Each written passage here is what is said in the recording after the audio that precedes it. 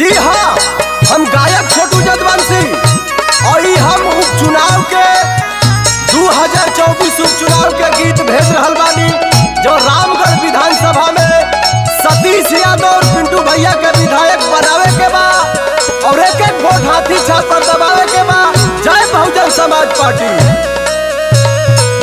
सतीश यादव पिंटू के लड़ाइया बनाई दाजा विधायक भैया बहुजन समाज के हुए कन्हैया जिताई दाजा विधायक भैया।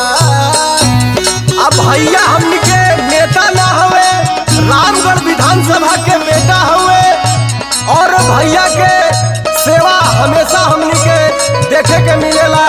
आ भैया आया के हमनी के सेवा भी करेले। अंबिका चाचा लड़ल लड़ैया आगे लड़ी है सतीश भैया।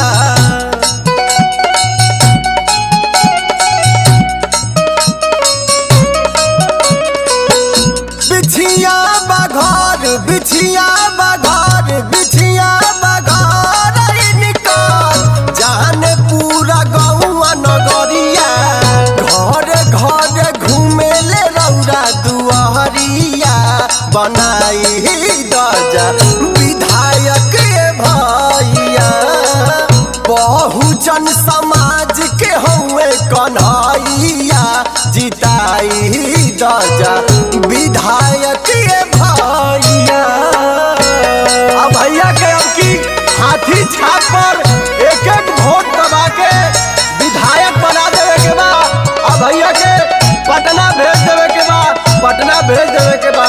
जय बहुजन समाज पार्टी।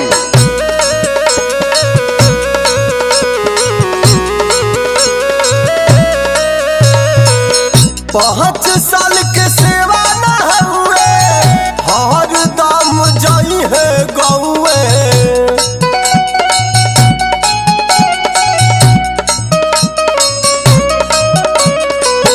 कहतानी सुन कहतानी सुन कहतानी सुनाया चाचा सबका से जुड़ल बाटे हो नाता माता पिता बहिन से करे हाथ जोड़िया बनाई दजा विधायक भैया बहुजन समाज के हुए कन्हैया जिताई दजा विधायक भैया। रामगढ़ विधानसभा नौजवानन के जान, युवा साथी भाई सबके जान हुए और भाइयन खातिर तो भगवान हुए भैया हरदम लड़त रहे।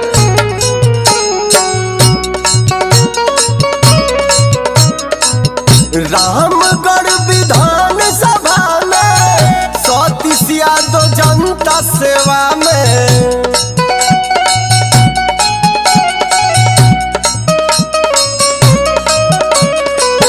हर जाति पाति हर जाति पाति हर जाति पाति धर्म के विधायक बना दी गर्व से छोटू जदवंशी के सुनल चारिया बनाई दजा विधायक भैया बहुजन समाज के हुए कन्हैया जिताई दजा विधायक भैया।